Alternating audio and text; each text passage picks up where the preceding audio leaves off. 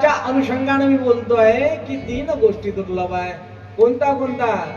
मनुष्याचा जन्म मिळणं कठीण आहे. मनुष्याचा जन्म मिळणं कठीण आहे. मोठ्या दुरून हा जन्म मिळाला. 84 लक्ष होणे. अरे मागच्या घरामध्ये येते आणि तिला जर आपण लात मारले तर जीव ताप येते म्हणते. काय म्हणतात तिला? बोला. हा, मेंढके. तुमच्याकडे मेंढकीच म्हणतात ना, त्याला बेडूक म्हणतात. जर समजा बेडुकाला आपण लात मारली तर जीव ताप येते. त्याचा अर्थ काय? तिच्या सहवासाने आपल्याला हिवताप निर्माण होऊ शकतो. मान्यता आहे. मी सांगून का राहिलो, घरामध्ये जर कोणाला लहान मुलाला जर विचारलं, इकडे हो, तुझ्या घरामध्ये कोण यायला पाहिजे, तर तिच्या मुखातून आत्या न निघता मावशी हा शब्द निघतो. बरोबर की नाही? आताची स्थिती. जर आपल्या स्वतःच्या बायकोला जर म्हटलं की उद्याला माझ्याकडचं कोणीतरी येणार आहे, तेवढा आनंद होईल का तिला?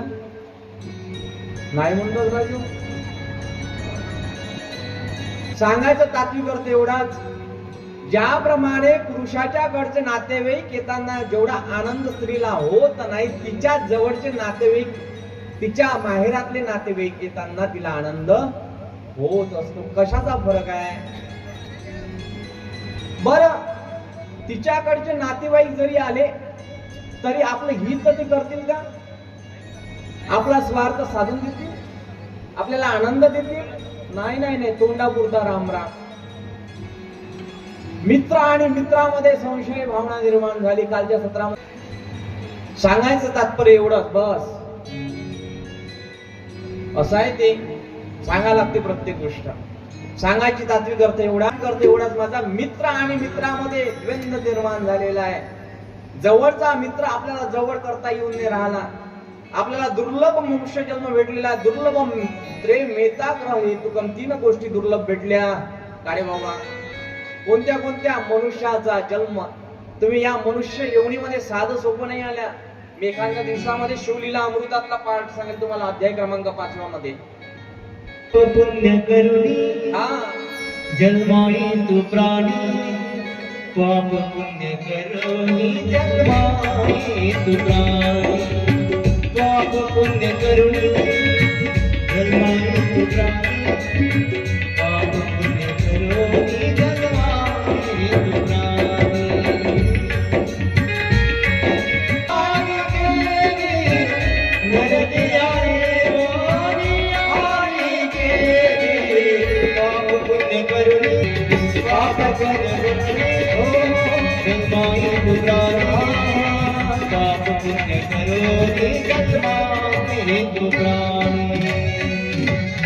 मनुष्य पाप आणि पुण्यामधून चक्र करतो आणि जन्माला येतो. इथपर्यंत मान्य आहे तुम्हाला? पाप म्हणजे काय आणि पुण्य म्हणजे काय याची परिभाषा नंतर सांगेल.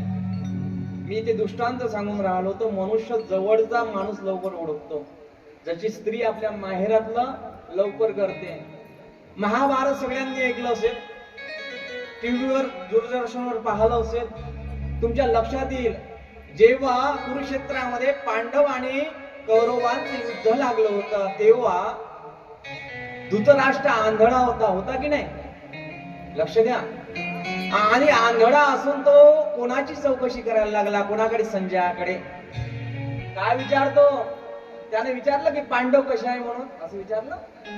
त्यानं कोणाची प्रश्न मंजुषा केली? कोणाविषयी विचारलं? ज्ञानोबा अध्याय क्रमांक 1 ओवी क्रमांक 85 मध्ये म्हणतात, तरी पुत्र स्नेह मोहितो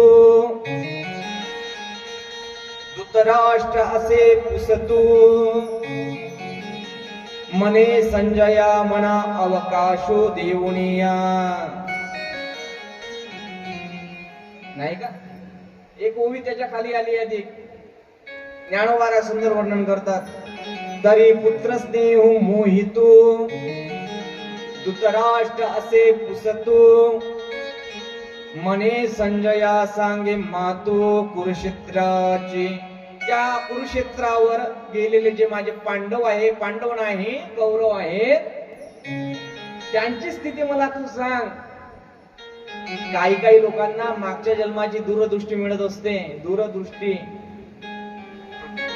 स्थिर बुद्धी. काही काही लोकांना स्वप्नामध्ये दूरदृष्टी मिळते, हे गॉड गिफ्ट आहे बरं, कधी कधी मिळत असते. काही काही स्वप्न लोकांचे खरे होतात स्वप्न पडल्यानंतर. इथं धृतराष्ट्र अंधळा आहे आणि मनाने अंधळा आणि डोळ्यानेही इथे अंधळा आहे. त्याचं मन तर अंधळ झालंच आहे पुत्राच्या मोहामध्ये, पण त्याच बरोबर जर विचार केला त्याला आपलंस करणारं दुसरं कोणी नाही. माझ्या मुलांचं काय चालू आहे तर ते मला तू सांग. तैसाजी अनुग्रही तू. माझं प्रमाणानुशीर चालते थोडस काम. तुम्ही म्हणाल ज्ञानोबारायांचं चरित्र आहे, ज्ञानोबारायांच्या ओव्याने आल्या तर काय अर्थ आहे त्या चरित्राला, नाही का? साधूचा निरूपितू. महाराज म्हणायला लागले साधू घरामध्ये आला की काय होते, आनंदाचा पार उडतो. आज आम्ही ज्यांच्याकडे जेवण करायला गेलो बाबा, मस्त धपडी वाजून राहिली होती. एक धपडी माझ्या गाडगे बाबांच्या कीर्तनात वाजली, दुसरी धपडी या गावात वाजली. काय अन्नदान झालं, मस्त सुंदर. स्थिती कशी असो पण आनंद उत्सव साजरा करता आला पाहिजे. काय उत्सव, काय साजरा केला त्यांनी. संत येती घरा तोची दिवाळी दसरा. याप्रमाणे महाराज म्हणायला लागले मनुष्याचा जन्म दुर्लभ आहे, त्यामध्ये मुमुंश होणं म्हणजे भगवंत भक्तीची इच्छा होणं कठीण आहे आणि संतांचा संग मिळणं कठीण आहे.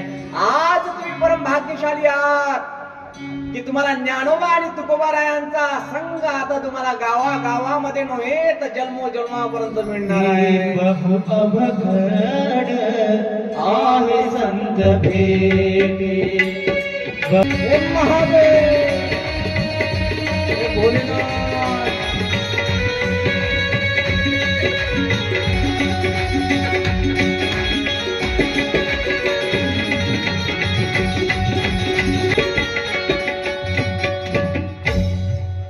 बहु अवघड आहे संतांची भेटी.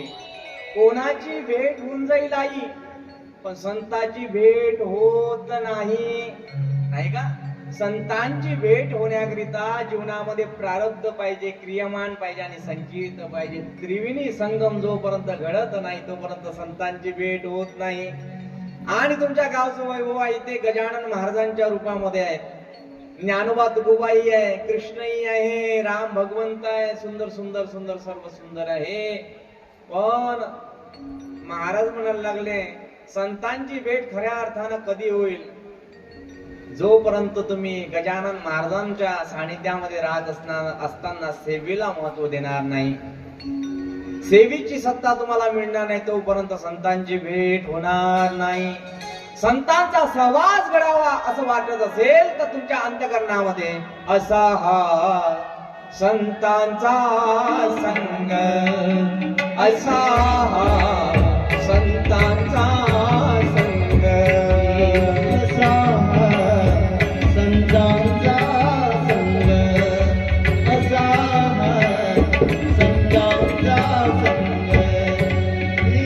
विश्वाची घर भासुनी. हो महाराज म्हणतात, वंदनीय महाराज,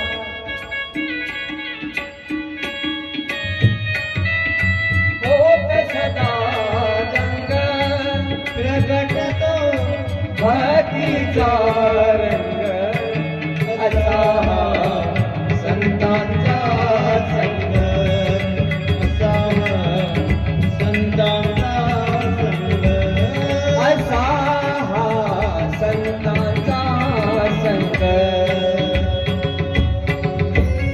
वंदनीय महाराज असं म्हणतात, संतांचा संघ जर मिळाला तर महत पापाची झाडणी आपल्यामध्ये होती. ऐकत असा हा संतांचा संग, विश्वाची घर भासुनी होत से प्रगटत जीव रंग, प्रगटतो भक्तीचा रंग, असा हा संतांचा सहवास घडला पाहिजे. सांगायचा मुद्दा माझा एवढा. आणि संतांचा सहवास जर घडला तर तुमच्यामध्ये सेवा येईल आणि सेवा आली की तुमच्या जे जे म्हणाल ते ते पूर्ण होईल. एवढं तात्विक करताना का सांगावं लागलं? काल आपण पाहिलं चांगल्या कामामध्ये अडथळा आहे. चांगले काम म्हणजे दिंडी, सप्ताह, मूर्ती स्थापना असो किंवा एखाद्या घरातला उत्सव असो, तिथे अडथळा निर्माण होतो. कालच्या सत्रापर्यंत इथपर्यंत पोहोचलो होतो. बरोबर आहे ना आपलं? आणि या भगवंताच्या चरणामध्ये काही लोक देखाव्याच्या स्वरूपामध्ये असतात. ऐका या दास सोपानाचे शब्द थोडेसे रुततील तुमच्या अंतःकरणाला, पण सत्य बोलतोय. काही लोक देखाव्यासाठी भक्ती करतात. काही लोक कोणाची भेट देखाव्याकरिता घेतात. ऐकता ना सर्वजण? आई काही लोक देखाव्यासाठी भेटीला जातात. ऐकता सर्व? भेटीला जातात. मी का बोलून राहिलो याच्यावर? दोघी म्हाताऱ्या होत्या, दोघी जणी